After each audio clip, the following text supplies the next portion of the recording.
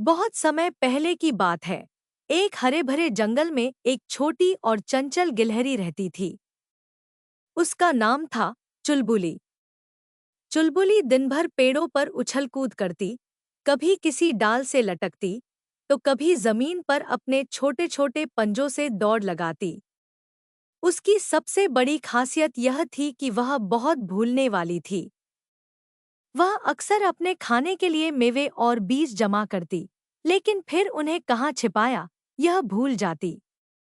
जंगल के अन्य जानवर इस बात पर हंसते थे, क्योंकि चुलबुली अपनी चीजें इधर-उधर छिपाकर भूल जाती थी और फिर घंटों उसे ढूंढती रहती। पर चुलबुली को इन सब बातों की कोई परवाह नहीं थी। वह अपनी मस्ती में मगन रहती। एक बार सर्दी का मौसम आने वाला था और चुलबुली ने पहले से ही काफी सारे मेवे जमा करना शुरू कर दिया था। वह दिन भर पेड़ के कोटरों और जमीन में छोटे छोटे गड्ढे बनाकर मेवे छिपाती रही। लेकिन हमेशा की तरह कुछ दिनों बाद वह सारे ठिकाने भूल गई। सर्दियों के ठंडे दिन आ गए थे और जंगल में हर जगह बर्फ जमने लगी थी।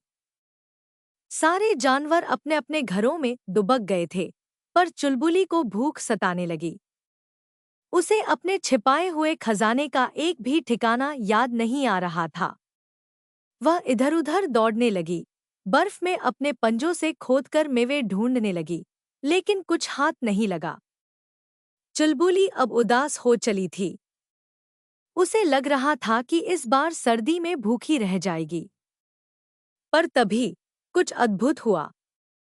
जहां-जहां चुलबुली ने अपने मेवे छिपाए थे, वहां कुछ छोटे-छोटे पौधे उगने लगे थे।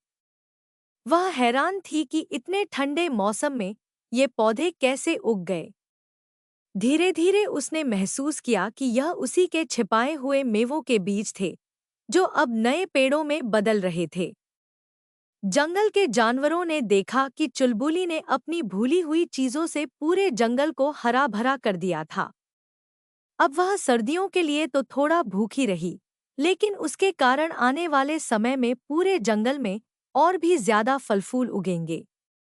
जंगल के सभी जानवर अब चुलबुली को दुलारते और उसकी तारीफ करते कि उसने भूलकर भी कितना बड़ा काम कर दिया था।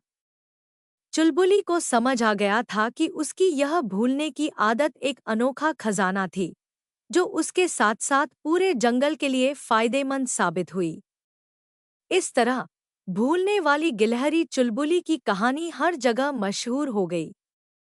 सीख: कभी-कभी हमारी कमजोरियां भी हमें और दूसरों को अप्रत्याशित खुशियां और उपहार दे सकती हैं।